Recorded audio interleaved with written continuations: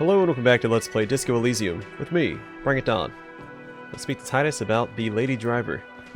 Looks like the circus left town, but the clowns are still here. Titus does not look particularly happy to see you. Well, guess what? I've connected you to the local drug trade. Like hell you have. There is no local drug trade. This place is as clean as a rifle. Go back to Jamrock and ask the local junkies how clean your streets are in Precinct 41 kilos. He leans back, unruffled. We'll do that. In the meantime, did you know that there's an abandoned lorry at the intersection that was used to move raw ingredients for drugs from Terminal B to Jamrock? He points south.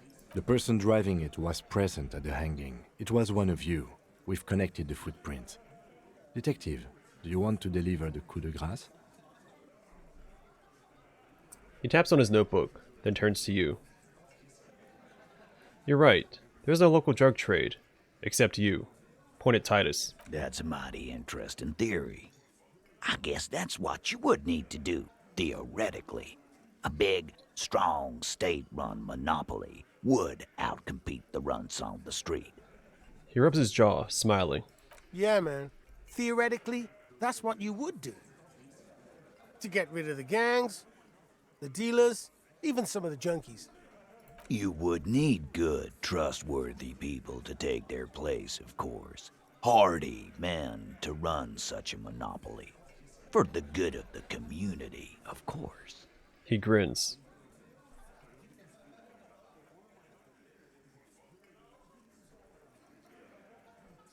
Yeah, this is disgusting. You're admitting to profiting off of poisoning your own people. Boo fucking who.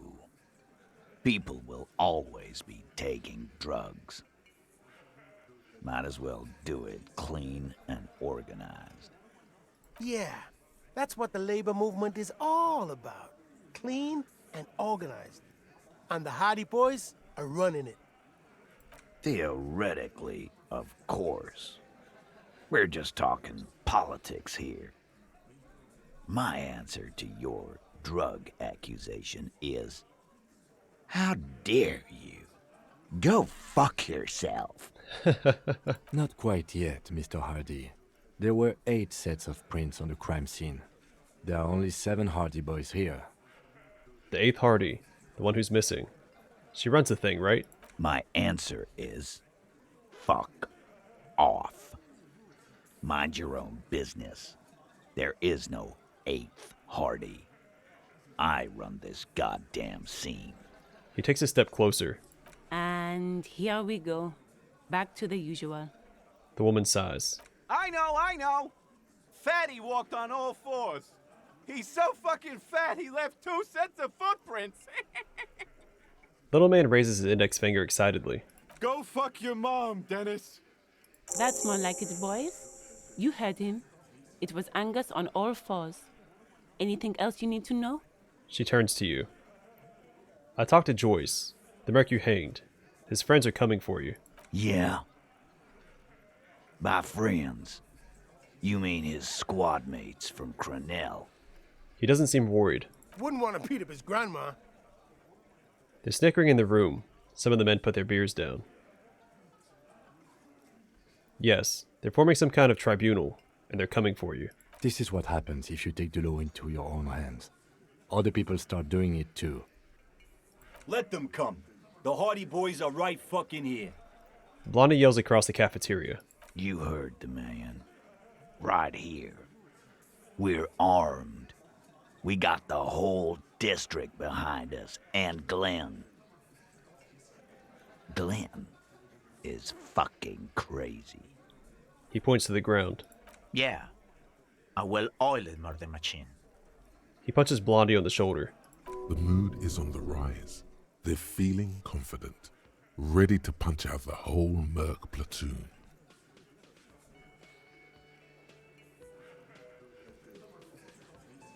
Do you know that a single Cerace giant hornet can kill 40 bees a minute? The fuck is that supposed to mean?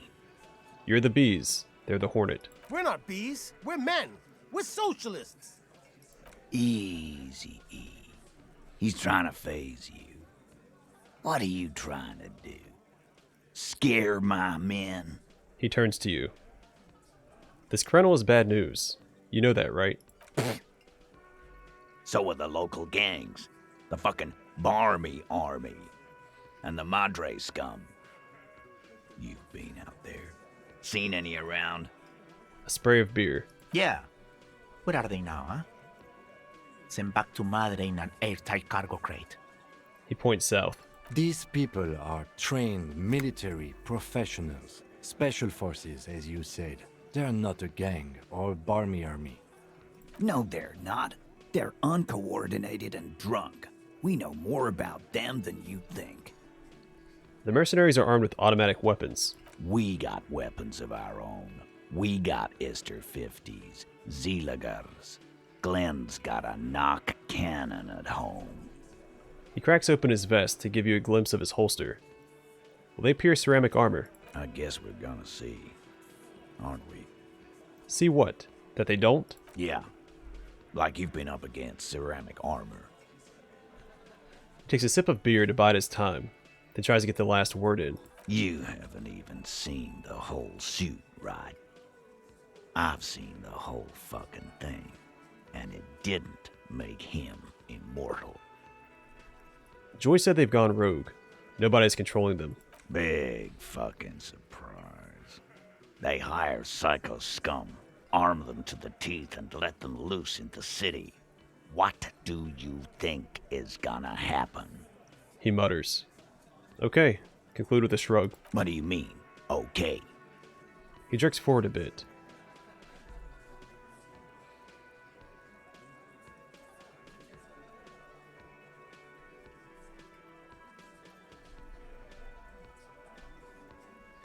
I mean, okay. They're gonna wipe you the heck out, Titus. No, they won't. Get out of here with your negative energy. He shakes his beer at you. All he means is that the situation is serious. No wonder you cops get shot to shit every day. Can't go to war with an attitude like that.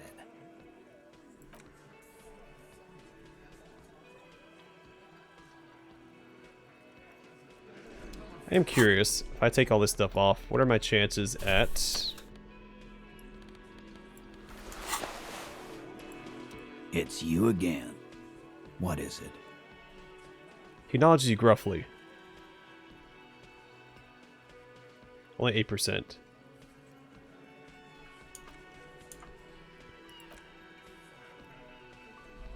Better, but not great. I still have -2 from something.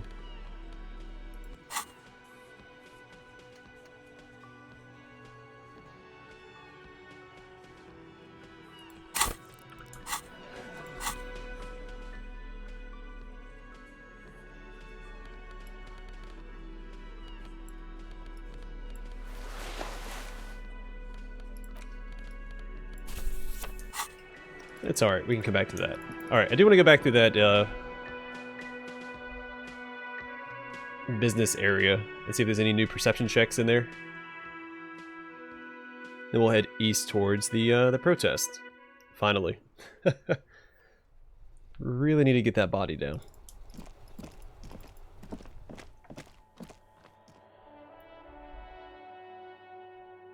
I don't know if I mentioned it last episode or not, but I do think that the car we were tracking last time, that crashed into the fence,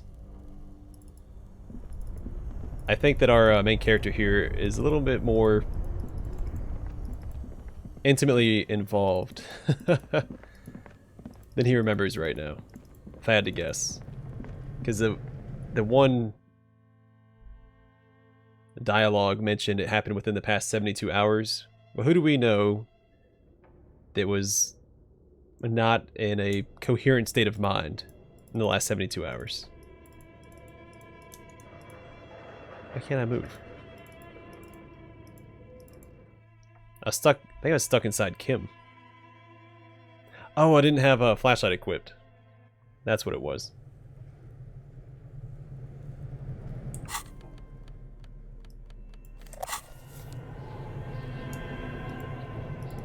Nope, don't talk to him. Don't talk to him. Just go up the stairs. There we go.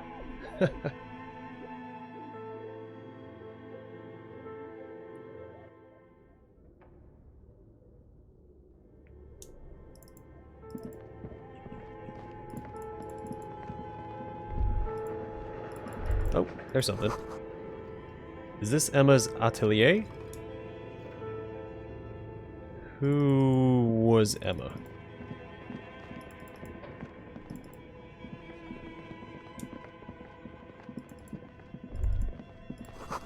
So the remains of the 24th window repair shop.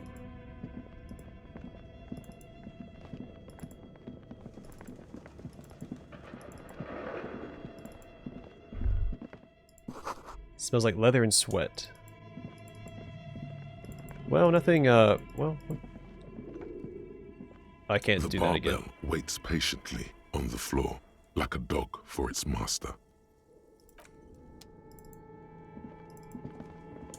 Well, some new checks, but nothing significant. Still glad I came back through here. I will go back to the dice maker's little shop and see if there's anything new back here.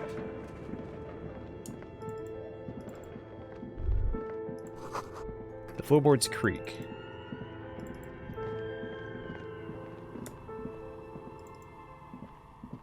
Alright, let's get out of here.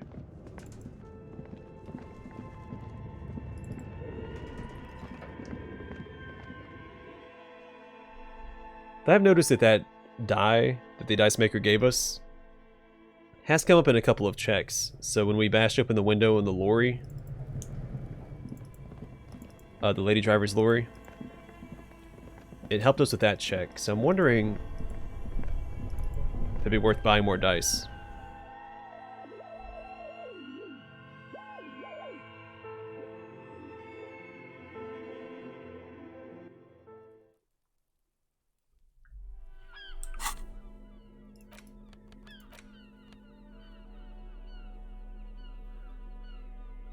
Because it doesn't specifically say that it helps with rolls. It unlocks some checks.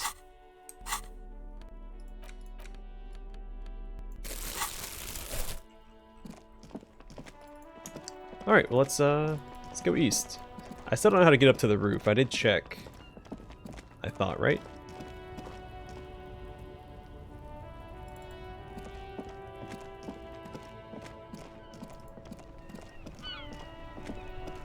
Kim, you're going the wrong way, buddy.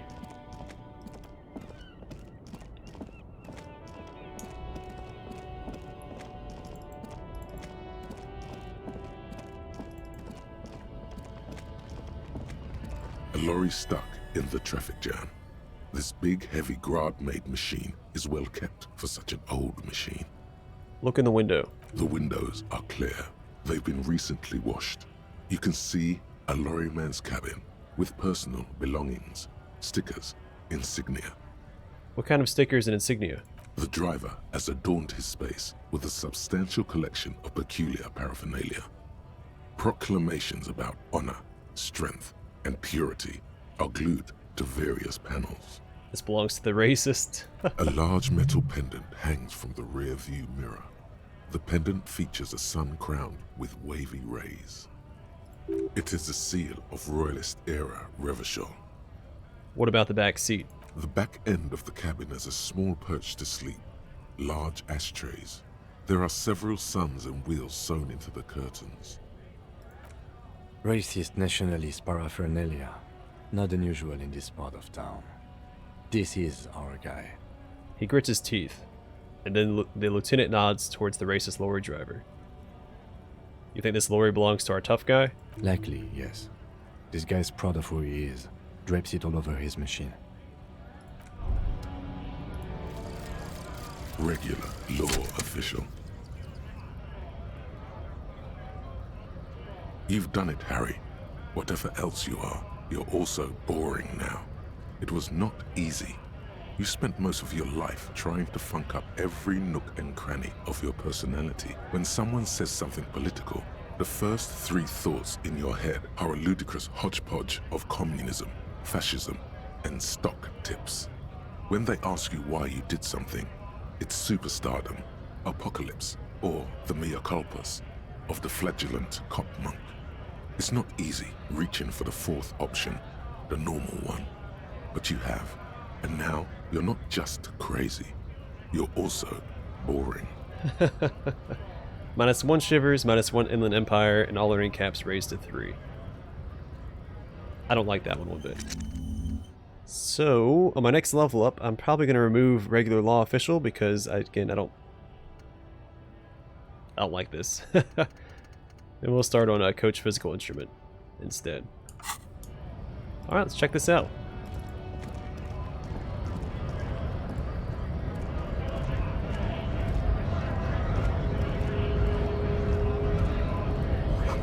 It says GRIH. Scab? I'm going all the way up here. Kame mañana. Let's see. Ask a man with jolly eyes tilting his head.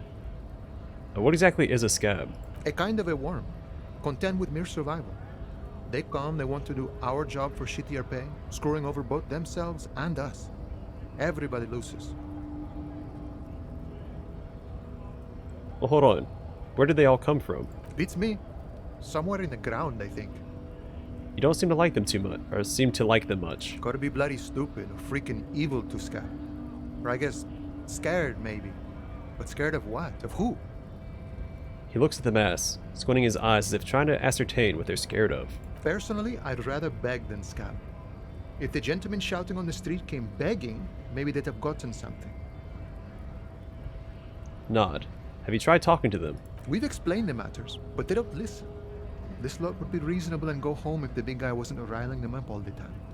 He shakes his head. I'm not a scab. I'm a cop. I was just messing with you. No one's ever seen a cop scab. His smile deepens, his wrinkles even more. Imagine, you cops going on a strike, but then another cop comes in and says, "Let us cop for less money." He chuckles, then realizes. Speaking of, what brings the RCM here? To the Wild North? Come to see the strife? I've come to Martinez investigating a murder. Murder, huh? That sounds like a lot of hard work. You'd never see me investigating a murder. A whisper. I have no idea what I'm doing. That's okay. I have no idea what I'm doing either. I don't even know what day it is. Don't tell me. It's a better day that way. He whispers back, and then he thinks and decides. Hey, you're the man in the boots at the gates.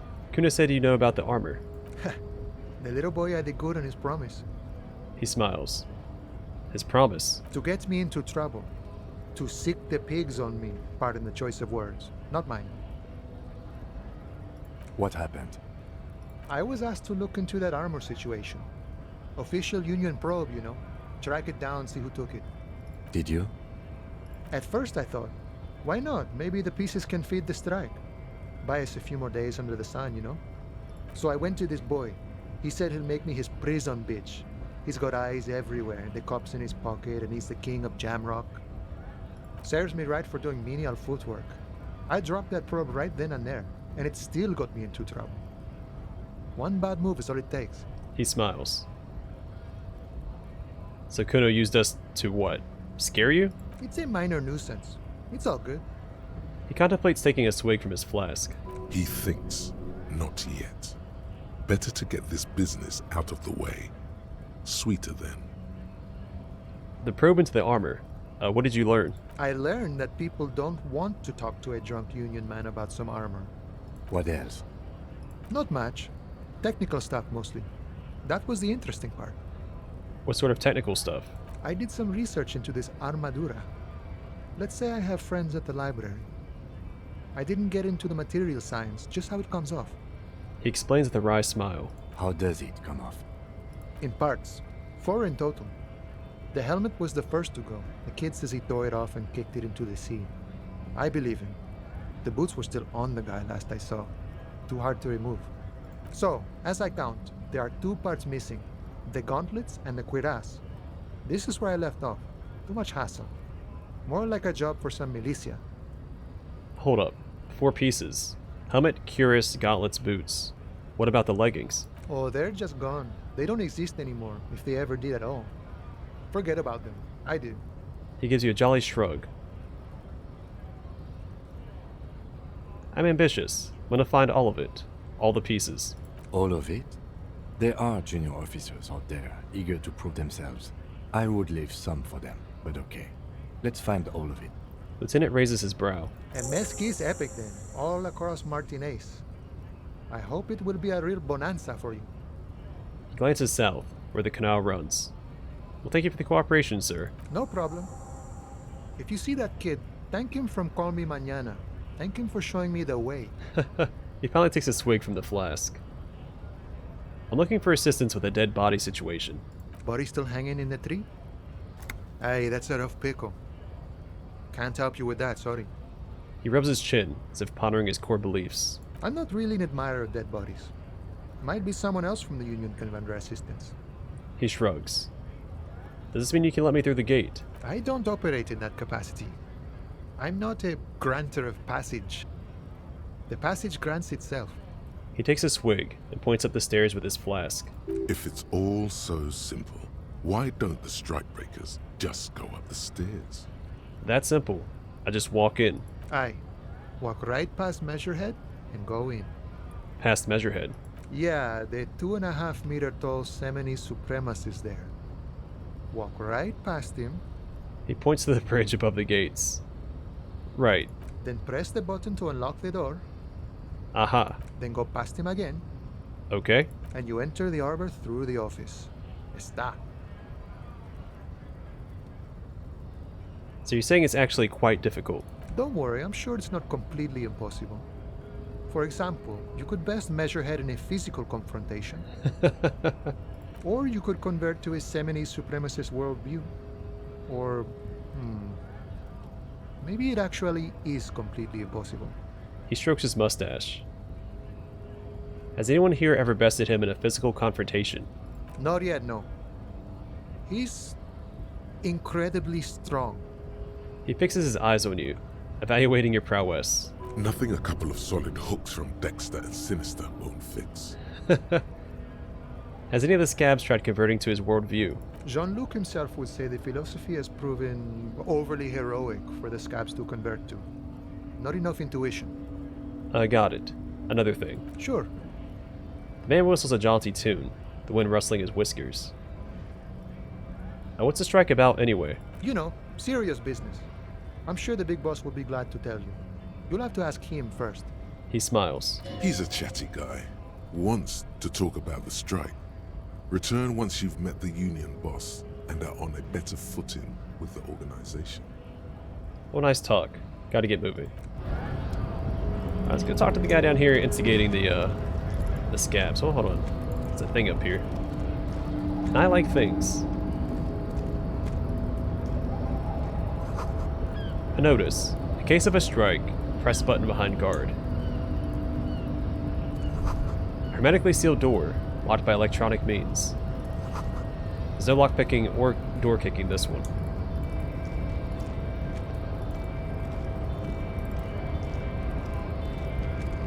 So, based on the information we've received, the Greater Revachol Industrial Harbor. This guy is one of the mercenaries hired by Wild Pines. He is a big guy too. I feel like this guy could probably take this guy in physical confrontation. Looks like he might be a little shorter, so a better center of gravity. He's a lot stockier.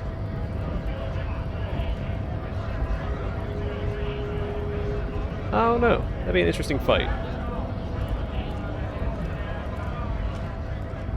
Bastards!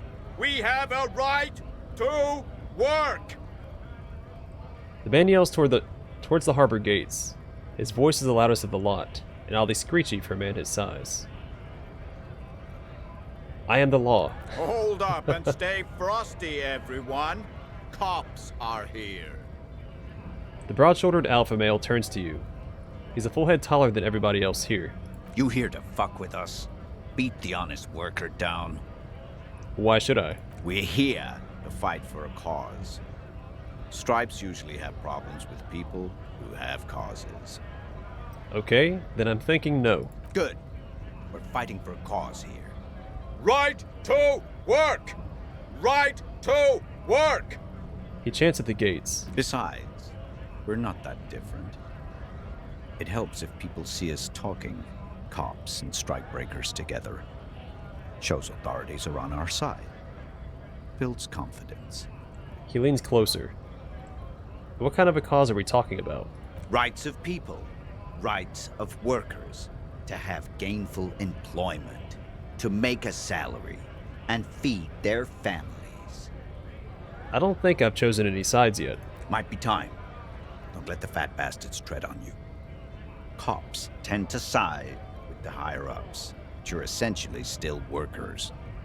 I don't trust cops, but I can see you understand the right to work! Right to work!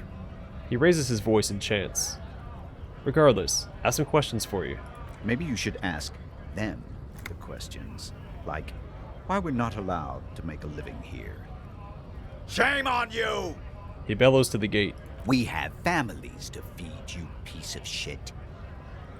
He points his finger at the man sitting on the railing. So do we, Scab. The loitering man hollers in return.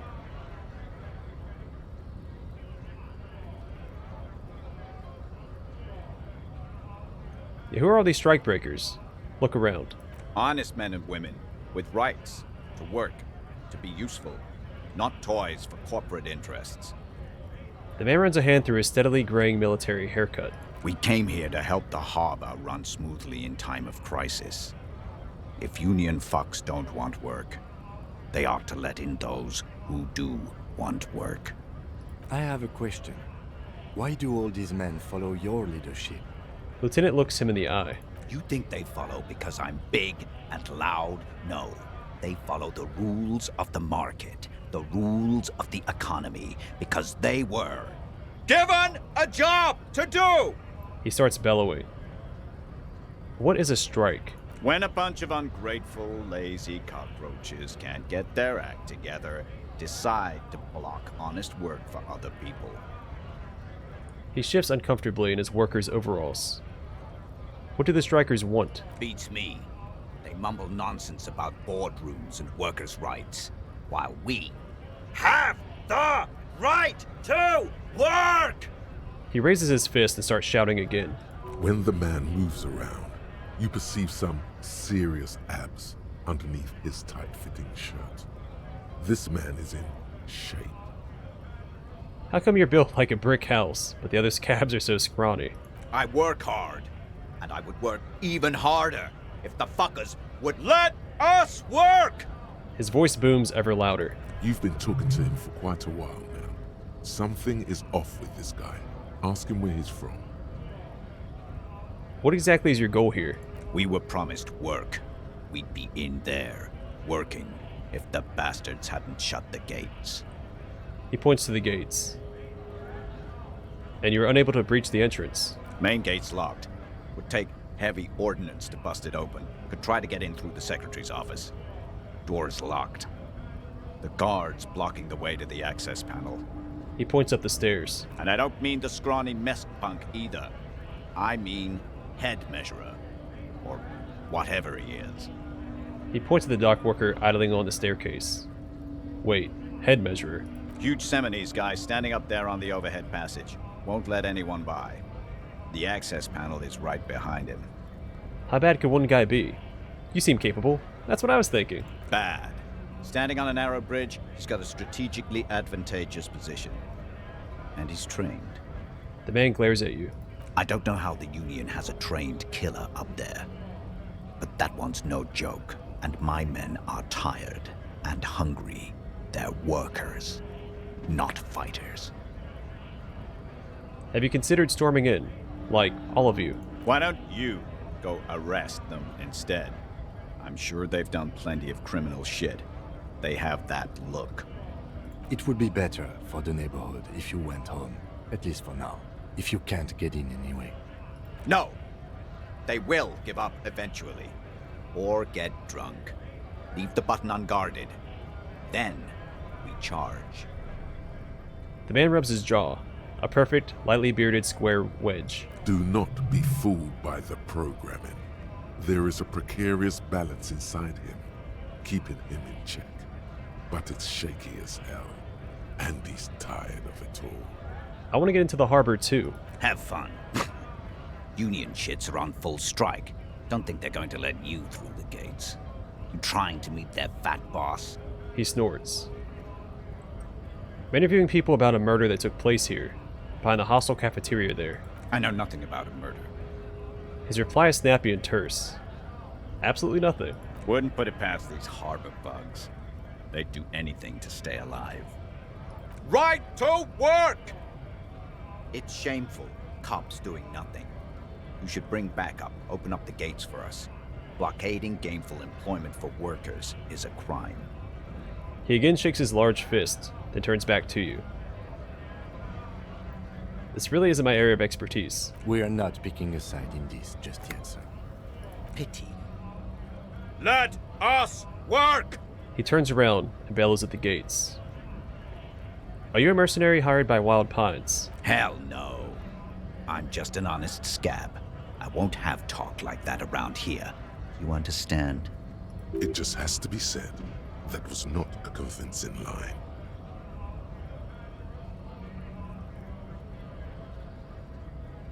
Oh heck no. I'm just an honest scab? That didn't sound too convincing. Fucking loincloth. He stares you down mutely for a second. Loincloth? Now you see, that's not really what a scab would say, is it? Better not to press the issue further, sire. He seems tense. Say very quietly, is there a tribunal being convened by any chance? Fucking bug. He breathes out slowly, his giant chest deflating, his mouth slightly open. How about you fuck off now, huh? Okay, of course. Lieutenant says, his voice a soothing calm. He looks at you. There could be weapons aiming at us right now. Somewhere above, in the buildings. The other merc. Don't push this, he's thinking. This is not the time. Okay, back off. The man's breathing steadies, but his eyes are still narrow. Slowly, he's trying to get his right-to-work dance back on. I'm just gonna leave now. I'm gonna quick save. Well, I got an autosave. Alright, with the autosave, Right to work! let's try something. Right to work! Shame on you! The ostensible leader of the strikebreakers chants furiously. So we were warned against doing this, I'm gonna try it anyway. I think he may be able to help me decipher some tattoos. Take out the picture. Don't think so. He grunts, barely glancing at it. Suddenly, this feels like a really, really bad idea. Ooh, this is a bad idea. It was on your colonel. Give him the photo. Wordless, he takes the photo and looks at it. Grey eyes dart back and forth on the glossy surface. His face is unmoving. Fucking loincloths. Really did him in. After a while, he cranes his head side to side and sighs. Loincloths. Yeah. He's clenching his teeth.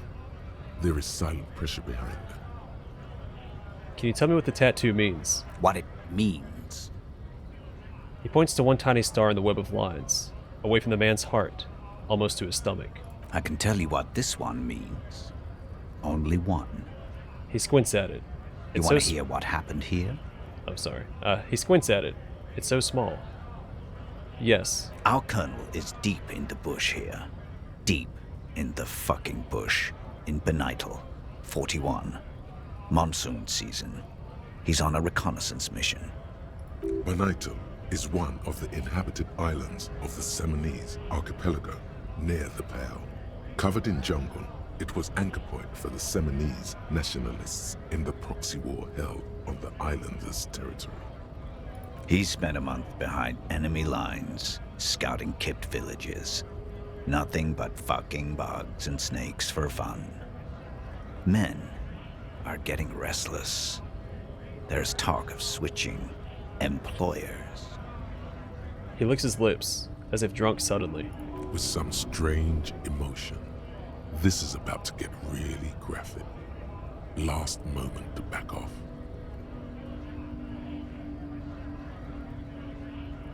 Should I? Don't interrupt him. Our boy. He's only a captain then. but he knows how these men think. If they don't see action soon... His voice gets strangely quiet, a long, long way from right to work. His gaze pierces the paper. At dawn, he comes upon 2 kids, breeding in the bushes by the river. Or maybe they weren't breeding. Maybe they were just making eyes at each other. I like to think they were breeding. We shot the boy. He was useless, but the girl, she was nice. A little fat, you know, but not too old. I don't know if I should keep listening to this. Are we going to get useful information out of this little tangent he's going on? I doubt it. But if we can get something that we can use against him later, maybe this is useful. I'm going to say nothing. She was quite the entertainment for the week she lasted. Expired in the hands of Sarge Mason. The kind of guy who'd make Chief there shit his pants and cry like a bitch. He nods towards the man on the gates. God. Mason couldn't let go. Cut the tits off her cold body and fucking ate them. Said primitive spirits were watching over him now. He suddenly bursts out laughing. Drowned in a creek a week later. Spirits my ass. Suddenly the laughter stops. Something stirs in your stomach. There's a word on the tip of your tongue. Colorless, odorless. It's... You were there. No, I was somewhere else. That's just a guess as to what this one little star on his belly might mean. I'm just a bouncer. You're not really a scab leader, are you? Fucking mask is getting sweaty. I want to take my mask off. But... He shrugs. Can I have it back? Go ahead. All right, now. Free commerce! Keep the goods flowing! He turns toward the gate, slowly, and yells. On the photo in your hands, the dead man's skin is studded with stars. Tens, hundreds of them, littering his dead skin. Well, that was a little darker than I was expecting. I mean, the game did warn me to back off, but, well, what's done is done.